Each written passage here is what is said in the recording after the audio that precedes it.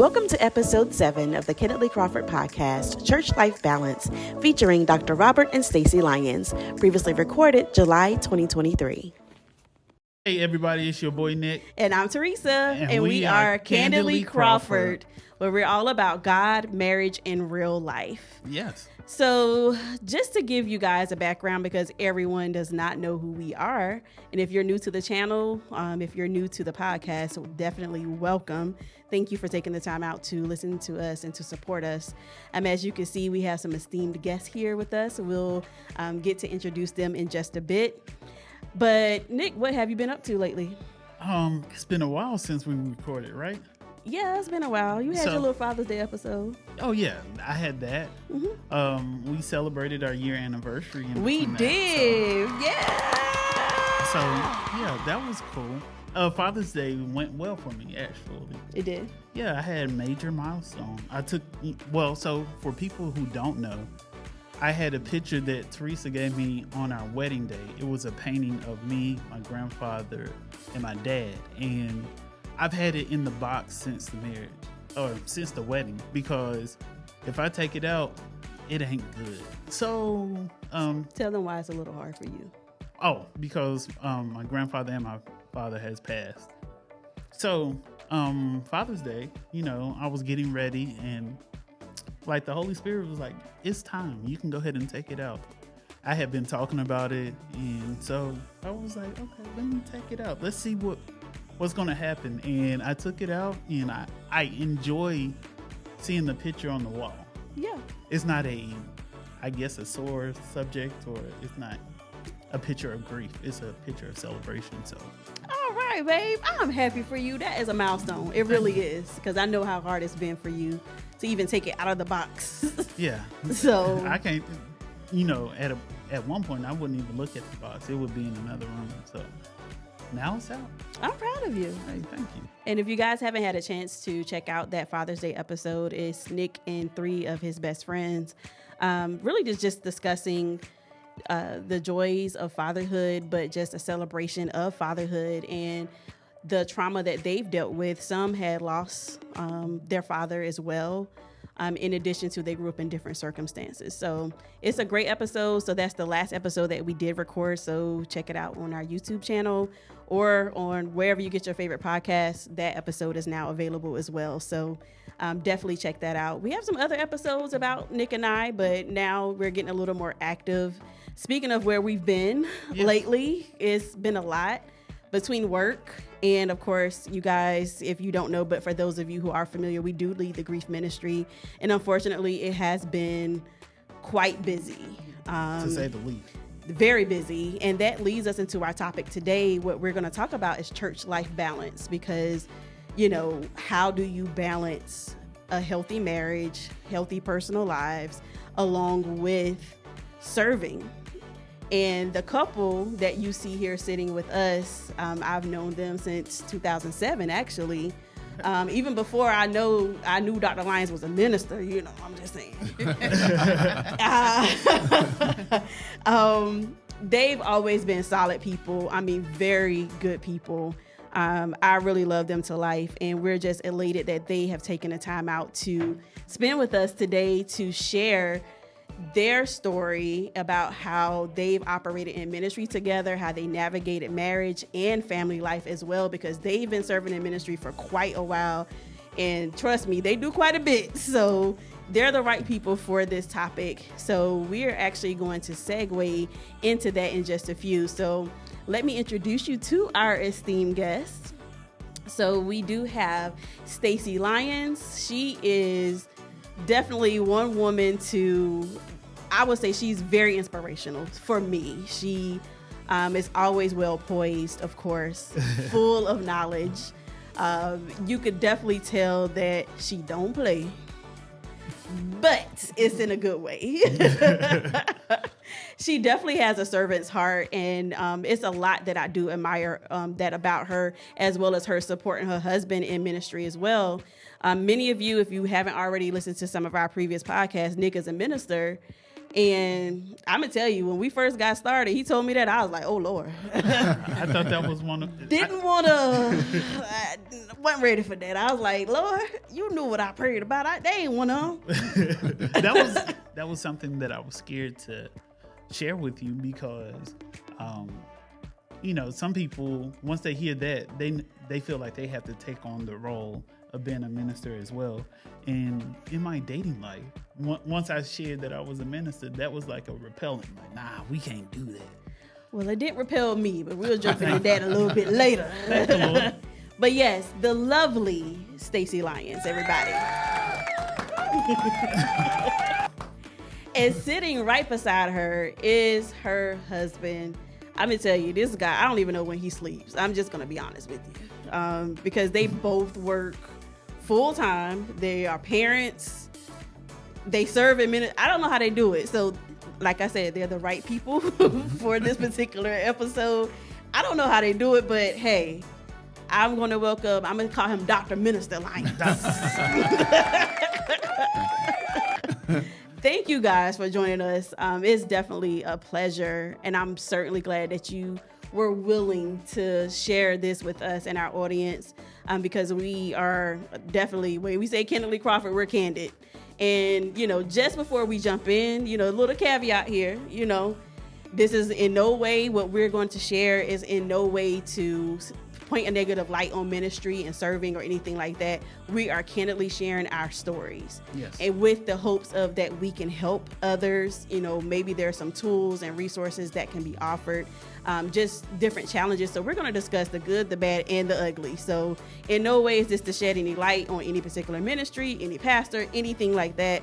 We love everybody, so just want to put that in there, but we are going to get candid. So we're not going to tiptoe around some subjects. We're just going to pull it all out there, and some of it is just our reality. So we wouldn't share anything with you that we haven't already experienced. So that's why we're bringing in experts, and it's good to be surrounded with a godly couple. Yes. We definitely aim to surround ourselves with godly people and godly counsel. And before we actually jump in, let's give a huge congratulations to the Lyons for celebrating 28 years of marriage. Thank you. Me and Nick, we getting there. Yeah, we got 1 year down. Hey, you're on your way. We climbing Jacob's ladder. So I'm excited, for you guys. 28 years, that's huge.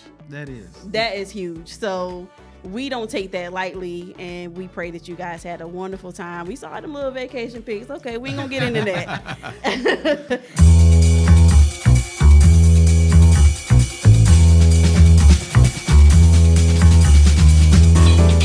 But just to kind of segue into our topic about church life balance, is basically we're just going to ask a few questions, of course. And hey, we again just be candid as always. But the first question is, just to kind of get started, is what's you guys' story? How did you guys meet? What is your story? Wow. We're gonna be candid, right? I really want to hear your version. Yes, we have two different versions.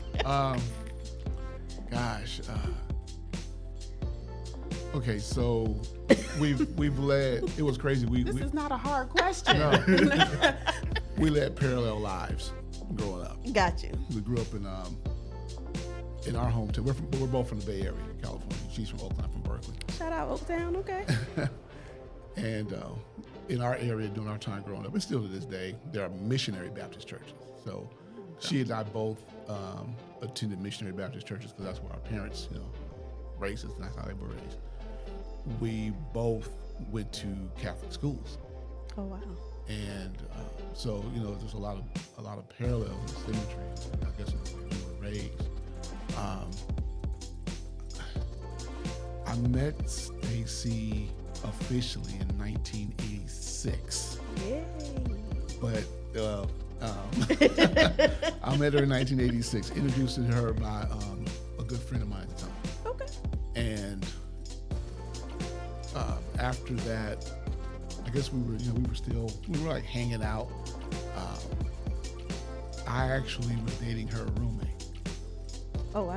Wow. Yeah. Wow. Yeah. And then we were, Candy. Oh, share the story. Yeah. I'm trying to put it all together. Let's spend some time. Hey, Yeah. okay. Then, of course, things didn't work out. I shouldn't say of course, but of course for me, things didn't work out. Eventually with a roommate, and then Stacey and I started. We were always kind of together in the same circles. Yeah.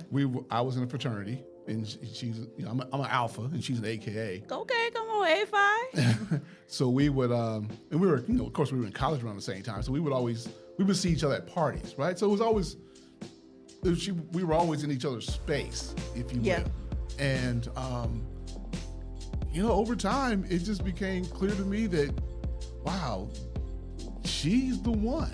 And y'all keep running into each other. It was like God was like, hello. well, yeah, more of a hello for me, because I was a knucklehead, right? And so after that, she and I, started dating, and then eventually, I became convinced that she was the right one for me. And she'll tell you, I dropped the ball on many occasions during our dating experience. Hey. And but she was gracious enough and loving enough and caring enough to kind of hang in there. As a matter of fact, I told her yesterday, I was like, I don't know what God showed you about me. I don't know what it was about me that the Lord told you to hang in there with me, but she did, and I proposed to her when I was like 27, I think. 27. And 2.5 years later, we got married. We were in a long distance relationship. Okay. I think our entire engagement was pretty much long distance. And so I was in grad school. It was back and forth, right? So, and then eventually, we had set a wedding date, and here we are 28 years later. Wow. Yeah, that's my interpretation. Your version. That's my version. Yeah. That's your version. Okay. She can fill in a lot. Anything you like to fill in, Stacey? Well, I can say that his light bulb moment, I don't know where or when that happened, but I know when it happened for me. Yeah. I recall we were sitting in the Alpha House. His fraternity had a house in Berkeley. And we're sitting in the house, and he makes this announcement, I'm going to graduate school. Oh. Right, going to graduate school.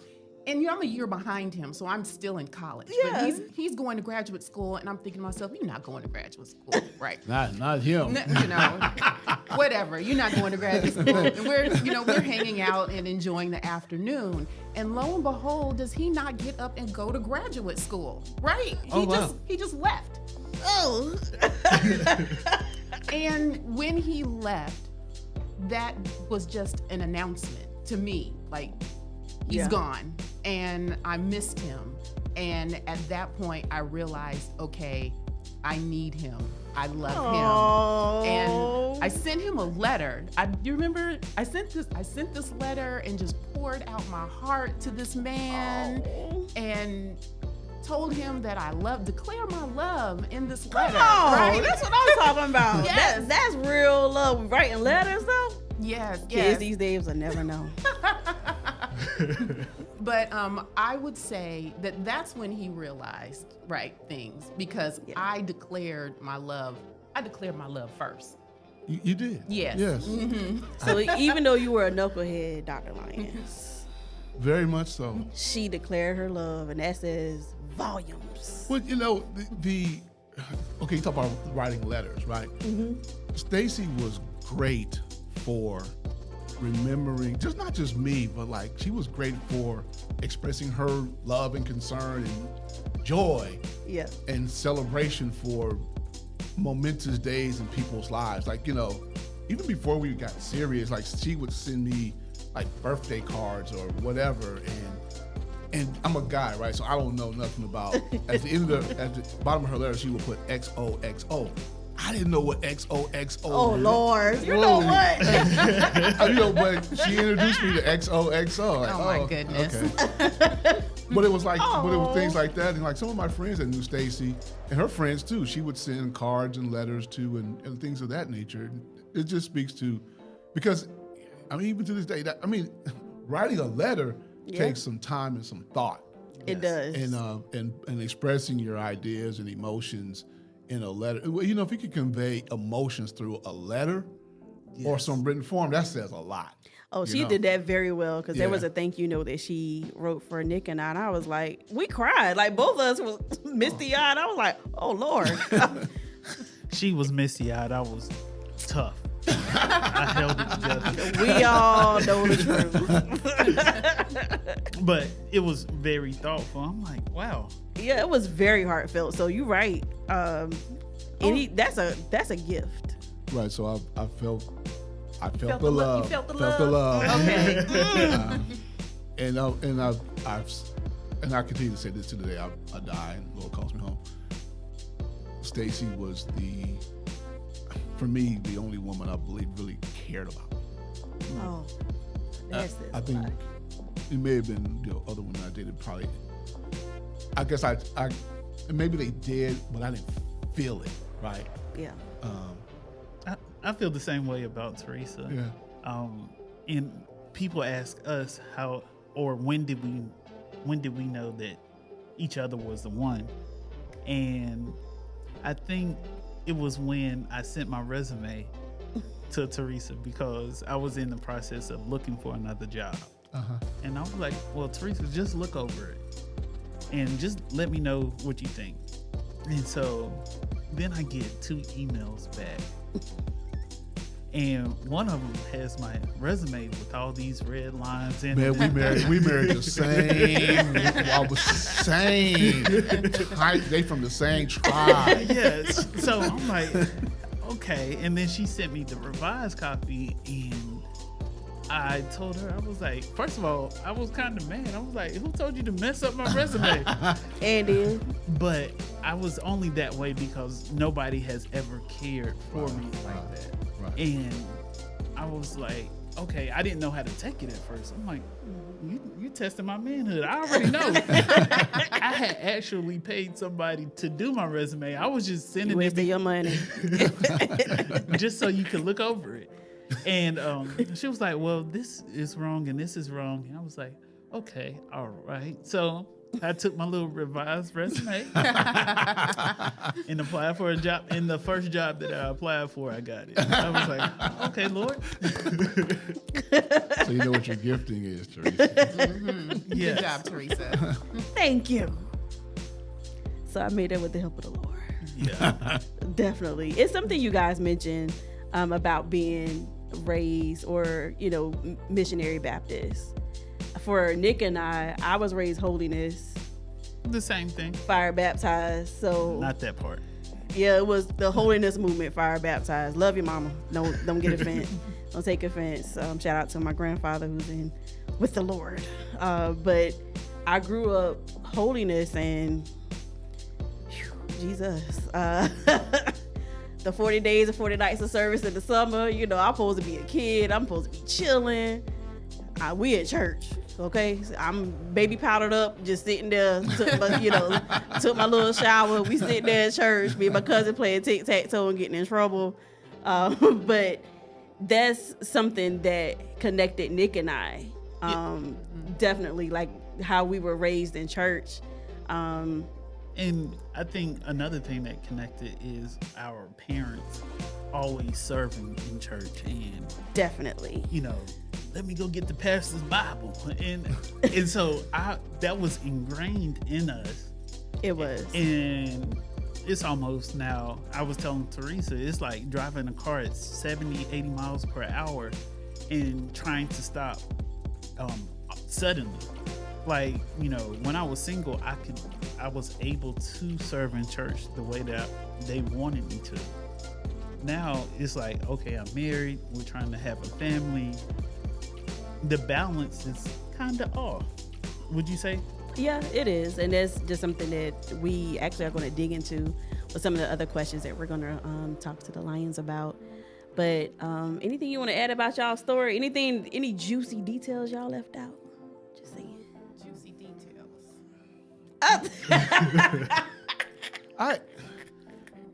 And again, you know, I asked Stacey what she saw in me, because I battled when Stacey and I guess kind of when we met officially. I mean, I don't shy away from the fact I was an alcoholic. Yeah. And so, you know, my drinking, you know, consumed my life. And so, you know, remembering things, I remember a lot, but there are some things I'm just, you know, just not really clear about. Yeah. But I will say this though, marriage for me, because, you know, my parents were married, and until my dad passed away, he passed away in 2000. When my dad passed away, my mom and dad had been married at that time 46 years. Oh, wow. Wow. Yeah. So I and you know, I saw people together in marriage. You know, now what kind of condition those marriages were in, you know, you learn as you get older that some were great and some were not, right? And okay, but I was raised with two people who raised me and my two brothers, right? So I got it, right? But it was, I mean, man, I didn't, and as such, seeing my mom and dad married, my father had a vice. His vice was cigarettes, right? And he eventually had to give them up because he got emphysema. You know, my mother, she didn't have no vices. You know, not drug related, you know, addictive substances or anything like that. But I didn't want to go. I promised myself that when I got married, there were two things I would do. One was give up alcohol, and the other was get back into church, because I had strayed. And to be honest with you, Stacey I always admired the fact that she was connected, even after we went to college. She was connected to a church. One of the motivations for me to get to college was to get out the house. That was me. That was my motivation, and not with go you right there. and not go to not go to church. That was me. Anymore, or unless I had to, right? Yep, that was me. So Stacey was connected to a ministry, you know, and for me, I was like, well, you know, and I had, you know, growing up in the time we grew up in, you know, it was a big Muslim influence in hip hop, and I'm a hip hop head, right? Mm-hmm. And I had actually thought about converting to Islam. And we were raised so we were raised in the area where we were raised in Oakland. There were these they were part of the Nation of Islam, and they followed the teachings of Elijah Muhammad, and they had businesses. The brothers were sharp. They were outspoken. Yeah. They made changes, and they were, you know, it was like the way you carried yourself as a black man, right? Yeah. But it was just something about. Yeah, that's another story, right? But at any rate, I was like, okay, she's a believer, and if I'm gonna marry her, then I'm gonna have to stick. You know, I'm gonna have to stick. I'm gonna say like this, I'm gonna stick with this Jesus thing, right? And so I gave up alcohol the day before we got married. Wow. Yeah, the day before we got married. Now that says a lot, because that's, you know, that's huge in what you just said. That's not something to just skip over. You actually giving up alcohol the day before you get married, like that's huge, because you have some people that say they can just shake it, and they end up going into the marriage, falling back into it, not as serious. Because someone would be like, "Hey, you already knew this when you met me. Take me as I am. Like this it. This is who you marrying." But the fact that you thought enough to do that before you got married, it speaks volumes. Well, she had experienced, unfortunately, Stacey had experienced my me breaking promises because I was an alcoholic, and Gotcha. you know, it hurt her real bad. You know, it was one moment that stands out in my mind when we were supposed to go somewhere, and I had went out with one of my friends, and we want to go, and I remember we went bowling and drinking many pitchers of beer that day, and you know, just came late, sloppy drunk, and just, I mean, it was just all bad, and I just never wanted to disappoint. You know, I'm big in not disappointing people, right? Yeah. And especially people who mean a lot to, and so I just made that promise to myself, right? And then the other thing too is, take it for what it's worth. I had seen a lot of bad marriages and marriages destroyed because of drugs and alcohol. Yeah. And I was like, and for me, yes, it ruins the relationship between a man and a woman. The other thing too, for me, and I have a heart for children, and shout out to anybody who had to live with, that, right? Yeah. I'm not downplaying anybody's, experience. What I will say though is I've seen how, because I had friends like that, right, who were raised in situations where they were raised with folk who marriages dissipated and people split up and got divorced because of alcohol and drugs. And I didn't want that for Stacey. I didn't want that. We didn't have a child. I figured we probably would have a child. Yeah. But I didn't want that for my family, and because I had examples on my block, the block I grew up, and I didn't want that, and so that's why in a lot of ways marriage saved my life. Marriage saved my life because I didn't want to be an alcoholic, so I gave up alcohol. And the other thing, I made a promise, like, I'm gonna get back in the church, and I had no idea what that meant. I just know, okay, wow. just going back. I'm just gonna go back. Yeah. I had no desire to be. Well, that's later. Well, I would say this, let that serve, for those of you who are single, for those of you who even married or in a relationship, it just goes to show, when you're really serious about someone, people, if they're thoughtful enough and they think the way that Dr. Lyons has, you will give up those things that don't necessarily have, it may not be alcohol for you, it may be something else. It is doable. And as you can see, he said he was getting back to church. So obviously God was involved to help him do that. So let that serve, whether you're, about to get married, if you're married and still going through things like that, or even if you're single, you don't have to accept, somebody saying, hey, just take me as I am. Okay. But at the same time, that's your choice if you choose to, no judgment.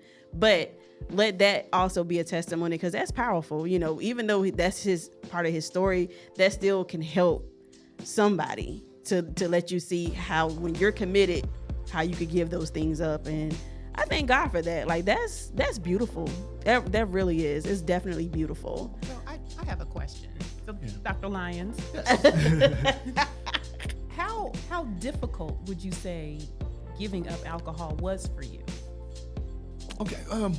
To answer it directly, when we were getting married, I had already made that decision, so it wasn't that difficult. It was, and here's the crazy thing: I had a plan. Well, here's the thing.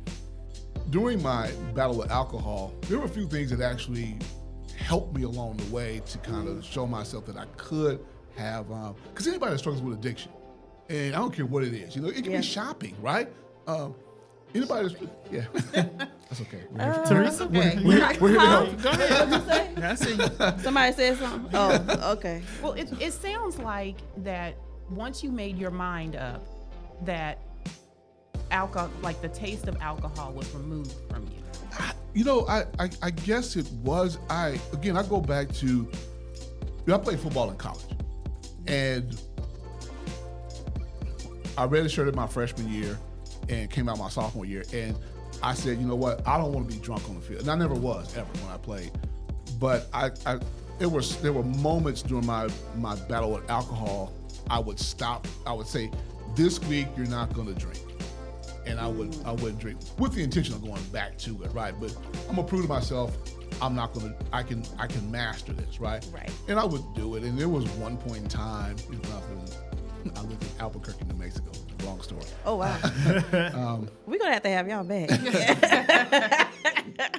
I was drinking non-alcoholic beer, just to say I could. Zima? No, it was. Oh God. Old Duels? It was Old Dudes, and Miller's had a brand called Sharp. Miller's was horrible. Oh, Lord. There were moments when I did it. Now, the week before we got married, one of my friends came into town. He was one of my groomsmen. He stayed with me. He came from Houston. We were in California, And I mean, my plan was to consume as much before I gave it, and we did. We were putting down. At the time, I was drinking Budweiser, and yeah, guys would say that's my boy beer. Hey, listen, no, but my boy came, and so I was committed not to doing it. So at that point, I think by that point in time, though, I was just so over it, right? I'd been to jail because of alcohol. Lord, we're going to have you back, Minister Lyons, because Lord, you got some stories. And made just terrible decisions, and one right after another. And I was just over it. And I was like, I can't see continuing on this vein. I guess, now that I think about it, there were a lot of things happening too in our lives. We were going off to college, friends were leaving, people were moving around. So, and I just couldn't see, I wasn't an undergrad anymore. When we got married, I was 29, so we were far removed from a lot of stuff going on. And now life is getting serious, right? So I guess at the time with all that stuff going on in our lives, one of Stacey's good friends had already had like maybe 2 children. Valencia probably had like both her children at the time. So we're seeing all these people moving on and doing things. And my best friend, I think at the time, had left California, went back down to Los Angeles where he's from. So all these moving parts, I think really, really convinced me that, hey man, listen, this is life, and life's about to start, and you got to start. And I have a wife now, and for probably actually, I think about it now, the first time in my life, I'm now responsible for somebody else beside Robert. That's huge. Yeah, and now unfortunately Stacey's mom had passed away maybe 2 or 3 years before we got married. But her dad was still alive, and her grandparents, and she's aunts and uncles, and so I mean I've committed myself to this man's daughter, and I'm sure he didn't want her to marry a knucklehead. He probably thought I was, but it's another story. But it was like okay, life is about to start, and actually has started. So I can't. The Bible says, we go on there. Paul said, when I was a child, thought as a child, reasoned as a child, acted as a child. But when I became a man, I put away childish things. Yeah. And so it was like, I guess I kind of morphed into it, but it was time. And so giving up alcohol at the time wasn't. I mean, when I got to that moment, it wasn't even a thing. I mean, even on our wedding day. Now, my intent was to drink on our wedding day. Hey, that's the celebration, champagne, right? Yeah. But 2 things happened though. Somebody had whoever was serving us had put a glass of champagne in front of my plate, and my uncle came to shake my hand. Oh Lord! And knocked over my champagne. He had been drinking too. He had knocked over champagne. Lord, Uncle Gene. Yeah, into my plate. So they got me a new plate and got me another glass of champagne and food. And somebody else came and did the same thing and knocked it over. And then, during the wedding time, you're greeting people, you're going around. Yeah, you don't even have time to eat. So I barely ate on our wedding day, and I didn't drink. So I guess that was the Lord's way of telling me, hey, you said it. Yeah, this is it. Yeah, this is it. So June 24th was my last day of, that was it. Wow. 1995. And now, just to see who you are now and what you're becoming. Shout out to Hannah, their daughter. Hey, Hannah. Hey, Hannah. Not to leave you out, because you part of this story too, girl. But no, it goes for people, who have never met you. But like I said, I've known you guys for a while. Just to know that and just see who you are today. And of course, you'll always be evolving as people, but it just speaks volumes. And thank you for being transparent with your journey, because sometimes like I said earlier, it may not be alcohol. It could be something else for somebody. Like for me, I was clubbing. I mean, whatever day the club was open, it wasn't just weekends. I was all week, okay, working and clubbing. So thank the Lord for deliverance. Yeah, because I was like you, Minister Lyons. Is just, when I went to school, it was like, look, I done been in church all my life. This my time for me, Okay. So, yeah, praise the Lord. I'm glad it was social media wasn't back then. Nonetheless. Lord, do I need to? Somebody need Babe, to that's in the past. The Lord has thrown that in the sea of forgetfulness. But some of your friends still remember, so I'll talk to them. Wow. Shout out to my friends. I love you. Remember, we're friends. So we're going to take a quick break, and then we're actually going to jump into the meat of this great topic, because this is a good one. And this is something that Nick and I are currently having. I won't say we're struggling, but it's some challenges for us in this area, because Nick serves in other ministries aside from what we do together. So again, y'all are the right people for it, and you guys will see too in just a bit. But thank you for sharing your love story. That is inspiring, like seriously. And thank you for being vulnerable and transparent about that, because some people like to say, hey, this is how we met and this is how it went, and you just be looking like, that ain't happened for me. Yeah, I know it ain't happening for everybody like that. So, it's a little ups and downs, but thank you. So we're going to take a quick break, guys, and then we're going to come back and we're going to jump back into our podcast and get into some serious stuff. So stay tuned.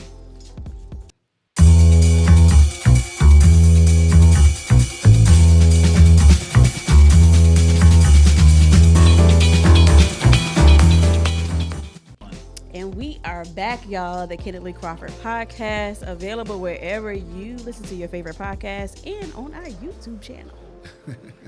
All right, so we are here, guys, with the lovely Lyons family. This is Stacey and Dr. Lyons here. Again, we are talking about church life balance. So just in the previous segment, we heard about their story, how they met, and now we're actually about to dive into how did you guys get started in ministry? Like, what led you there? So you told us that you both went, you grew up missionary Baptist. Me and Nick kind of gave a little preview of how we grew up. Right. I'm holiness, fire baptized. He grew up Holiness, apostolic. Yeah. So, similar. Fire baptized is a little. Y'all we ain't gonna go strict there. over there. Yeah, we are. Yeah, we ain't gonna get into that. Love you, mama. Y'all can't do nothing. Nothing. Man. You going to hell for everything. Go to the movies. You going to hell. Like, really? I just wanted to watch Jurassic Park. Nope. That's not of the Lord, sir. But no, like seriously, the reason why we bring that back up is because your background, I truly believe, helps shapes how you go into ministry and how your heart starts to be prepared to serve in ministry, and I feel it drives your passion for ministry. So our question is to you, how did you guys get started in ministry? And could you explain like exactly what you do in ministry as well?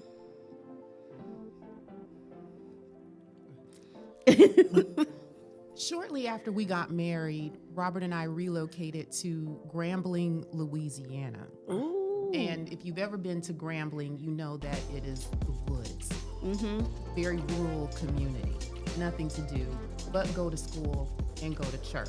So that was our life at the time. And we were traveling about 90 miles west to Shreveport in order to... Oh, I know all about Shreveport. In order to Bossier attend City. worship service. Robert's brother led a ministry in that area. And so that's what drove us to Shreveport to attend church there. And so we were attending.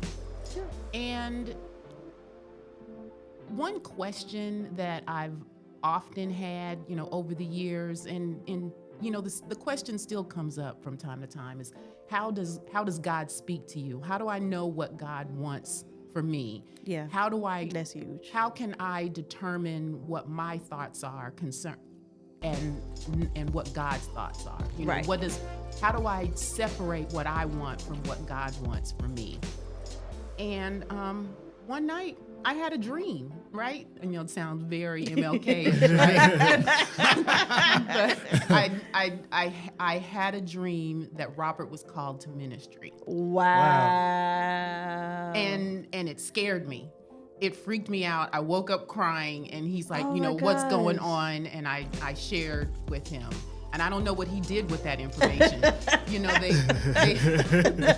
they tell you, you know, when someone prophesies over you, that you know, just receive it and, you know, maybe just set it aside and say, okay, we'll see what becomes of that. Right. And so I imagine that's what he did, that he just said, you know, okay, and rolled over. Oh, and, wow. I remember that night vividly, and I was just so, it was so, gosh, I mean, it was like, what? Huh? It's in the middle of the night. Oh. And just like Stacey said, Stacey was over me crying. I'm looking up. What's going on? What words are coming out of your mouth? What are you saying, woman? But she did, and she was very adamant and serious and crying. Wow. And I'm like, oh wow. Oh, that's real. This is there's something to this. And as she mentioned, when we joined my brother's church, I became a deacon in training. Okay. I was a deacon in training, and there were 3 or 4 other guys there, a little bit older than me, great guys, and I wish I could still see them to this day. They're great guys. Crazy, but just great guys, right? Country and just country, but and one of them is to this day still my favorite Sunday school teacher ever, Deacon Johnson. Oh, And, shout out to Deacon Johnson. Yeah, but I was but they really helped me and groomed me, and they really opened my eyes to see that, you know what, ministry can be fun. Because they were always cracking jokes and doing stuff, and they were living right, you know. There was nothing about is anybody perfect? No. But they were guys that were committed to the Lord. They all had histories and stories. They did, you know. They had some stories about things they had been through in their lives, and but they took me under their wings, and then I became an ordained deacon. And I'll be honest with you. Come on. There was nothing else for me in ministry better than being a deacon. I could serve, I could help. I didn't see myself doing anything else. I was a deacon, and this was the best thing ever in life. We, like Stacey mentioned, you know, I was teaching at Grambling State University, and Stacey was actually pursuing, you know, a master's degree at Grambling. Shout out to Grambling. Yeah, and my brother saw a need for a Bible study. I think there were some kids at the church or people in Shreveport who were attending Grambling. So Stacey and I became the point people to set up the Bible study at Grambling. So we had to basically reserve the room in the student union, and you know, do some of the publicizing, right? And then became word of mouth. So my brother would travel on Wednesday nights from Shreveport, to Grambling to do the Bible study. But before we actually met on campus, we met at a hotel in Ruston, a little Holiday Inn. Yeah, and I don't know how, because I know I didn't have a cell phone. I don't know how I got this communication from my brother. I was talking to my brother one night. We had it was a Holiday Inn little banquet room, right? And there was a considerable amount of people in this banquet room. And so I'm waiting on my brother. So I called him. I said, hey, where are you? What's happening? What's going on? He's like, well, something was going on. He's like, I don't think I'm going to make it tonight. I'm like, okay, what you mean not going to make it tonight? Uh-oh. He said, and I'll never forget, he said, well, seems like you have to deliver the word. I'm like, what?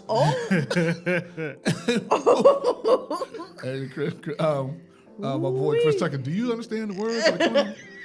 So, and I remember thinking, to this day, I can't tell you what scripture I've been meditating on, but I opened the Bible and it opened right to that scripture. Wow. And I went in there and I just gave it what I had. And I believe it was well received. It was. It was well received. And I think that was the inkling that I would be called to ministry. And Wow. I think over time, now the same guy I told you who was my favorite Sunday school teacher, Deacon Johnson, we all sat on the same row as deacons. And one Sunday, doing praise and worship, and he had this real raspy voice.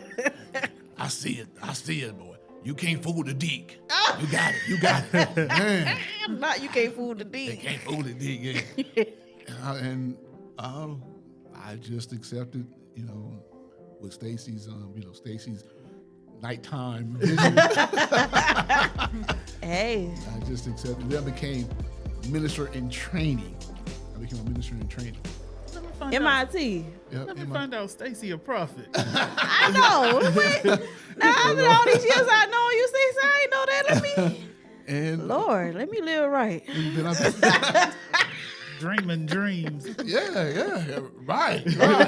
Seeing visions. And then I went through the process and became an ordained minister at my old brother's church. Wow. And Look at that. Well, that's a beautiful story and all, but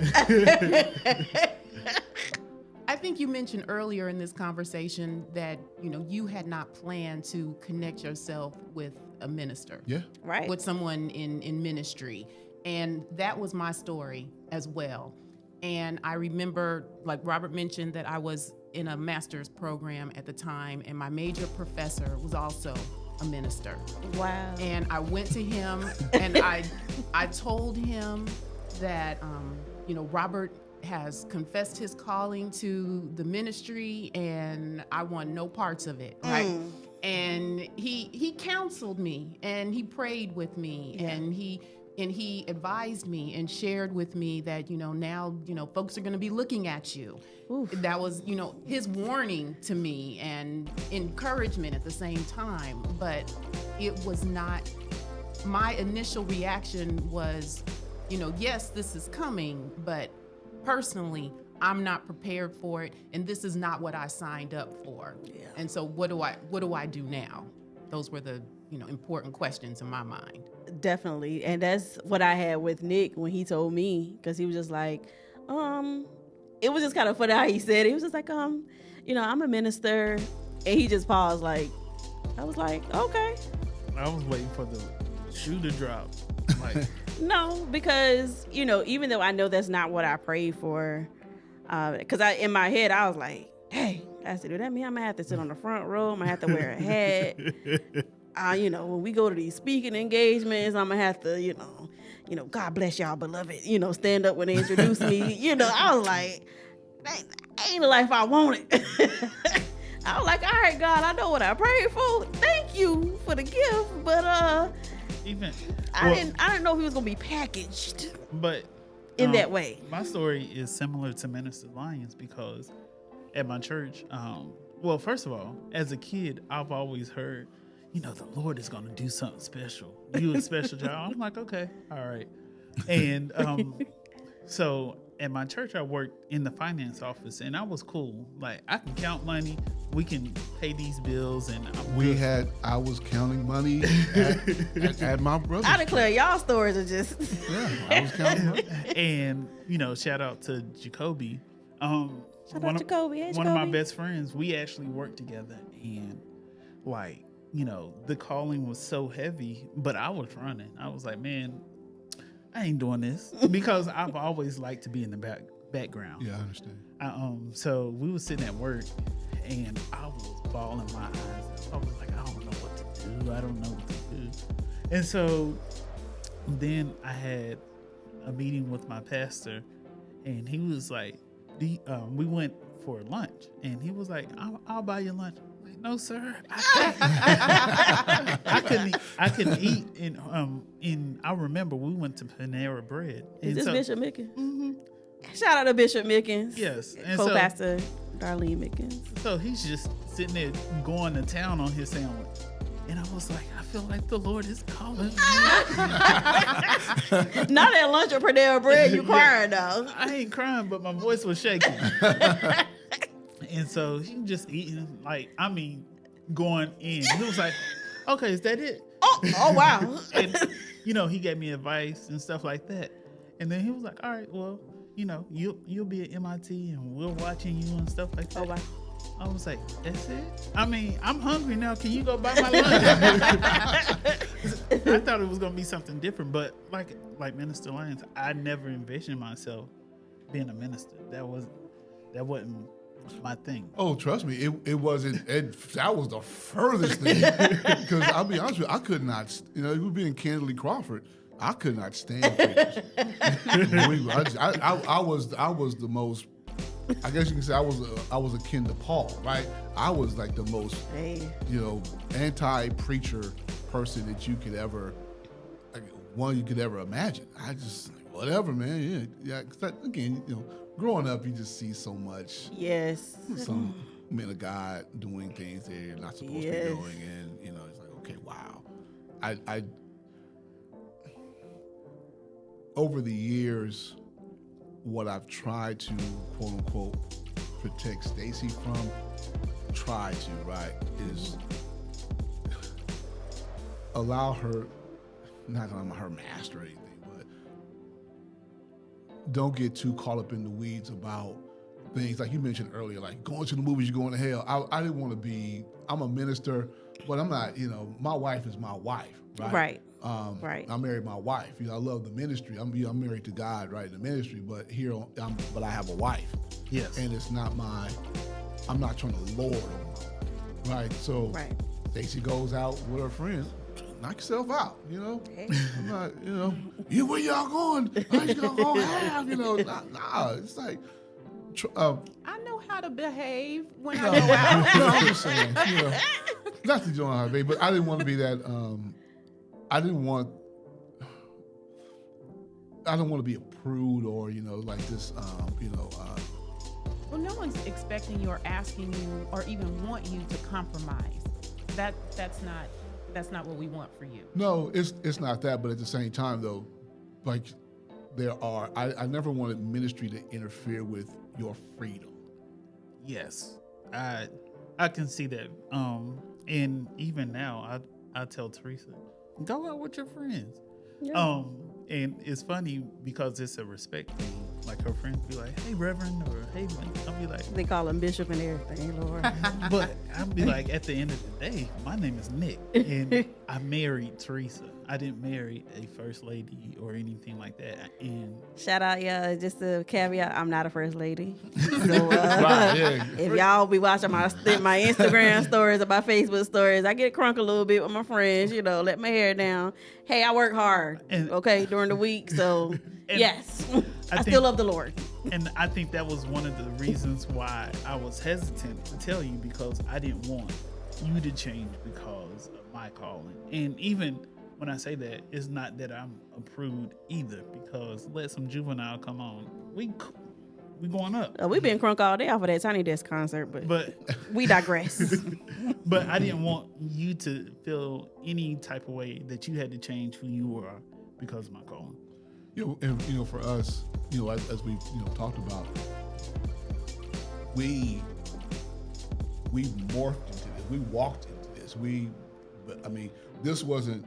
I wasn't a minister when I met. I was far. I was just trying to, get my act together to get back to a church. Just go to a church, right? So that wasn't even on the radar. Yeah. At all. It wasn't nowhere on the radar.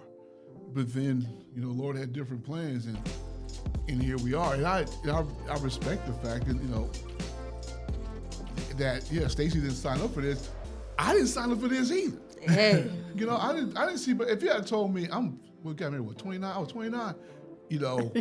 In 3 years you're gonna be accepting your calling. Me like, what? Who? Robert who? So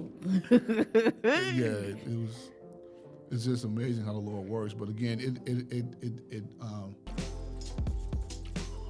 I realize that me being a minister, and sometimes I don't think about it, me being a minister does impact Stacey, right? Right. Yeah. Like we go places. Well, we were at a birthday party recently for one of our friend's sons. I think he just turned 10, and we about to eat, Rev, you gonna pray for, you gonna say the grace. Oh Lord, that I'm sounds like, familiar. Wow, yeah, what? It's your house, okay. Why don't you say grace? Why don't you say grace? Lord, that sounds familiar. But here I am, right?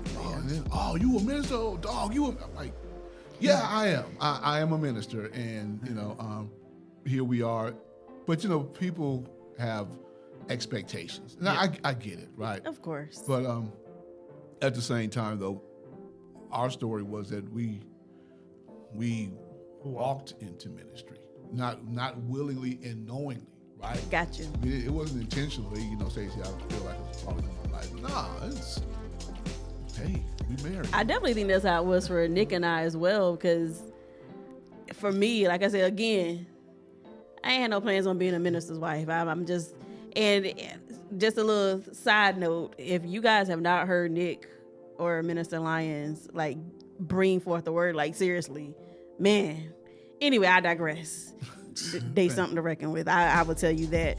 But for me, I just thought about what I grew up in seeing, because I have a family full of preachers and ministers as well. And just growing up and seeing that, I was just like, I don't want to be that first lady. I just don't want to be a first lady. And I was like, okay, God. So speaking of expectations, this is funny because, it's not funny. So Teresa's grandfather passed. Oh, Lord. It was me, Teresa, and my sister-in-law, Tawana. So I know. Shout out to one. I'm going to cut up at this funeral because I don't know nobody there. And so we're outside and, we're just talking, cracking jokes. And my mother-in-law comes over and was like, we might need a minister to pray at the funeral. I was like, okay. And she said might. So I'm like, it's other people there and stuff like that. So then she told me while I was in the midst of cracking jokes, hey, we're going to need you to pray. I don't even know this man's name. And so I was like, okay, all right. Then they introduced him as Reverend Nicholas Crawford. I said, okay, Rev. And so It happens to me all the time. yes. And so in the middle of me praying, because I didn't know, I just knew it was Teresa's grandfather.